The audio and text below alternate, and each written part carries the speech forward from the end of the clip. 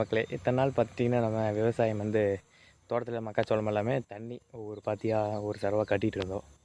But இப்போ அப்பா கொஞ்சம் வயசானதுனாலையும் நம்மளாலையும் வேலைக்கு போயிட்டு தண்ணி கட்ட முடியறதில்ல, கொஞ்சம் சிரமங்கிறதுனால சொட்டு நீர் போட்டோம். எப்படி சொட்டு நீர் விட்டுருக்கோம் பார்ப்போமா, வாங்க பார்க்கலாம். இது ரோட்டோ இருக்கிற பங்கு 2 மோட்டர் தண்ணி வரும். ஒவ்வொரு மோட்டரை மாற்றி மாற்றி கட்டுக்கலாம் அப்படிங்கிறக்காக 2 மோட்டர் தண்ணி விட்ருக்கு. எந்த மோட்டர் தண்ணி வேணுமோ அந்த மோட்டர் இங்கேயும் இன்னொரு தோட்டத்துக்கு இன்னொரு மோட்டரையும் விட்டுக்கலாம்.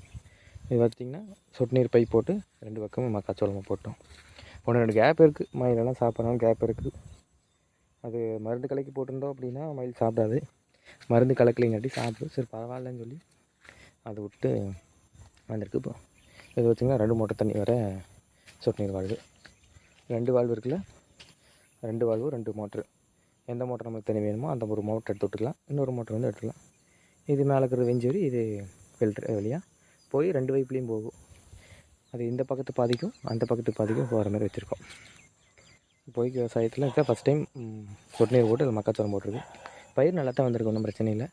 இப்போ தான் மீன் அமிலம் அந்த மீன் அமில கழிவை வச்சு மருந்து அடிச்சுட்டு அப்பா. என் வரைக்கும் நான் கொஞ்ச நேரம் அடிச்சுட்டு இருந்தேன், மறுபடியும் எனக்கு கை வலிக்கு கால் வலிக்குன்னு சொல்லி எங்கள் அப்பா அடிச்சுட்டு இருக்கிறாரு. உங்கள் தோட்டத்துலேயும் சொட்டு நீர் விட்டுருக்கீங்களே இல்லை நார்மலாக தண்ணி கட்டிங்களான்னு கீழே கமெண்ட் பண்ணுங்கள். உறவுகள் மலர சப்ஸ்கிரைப்.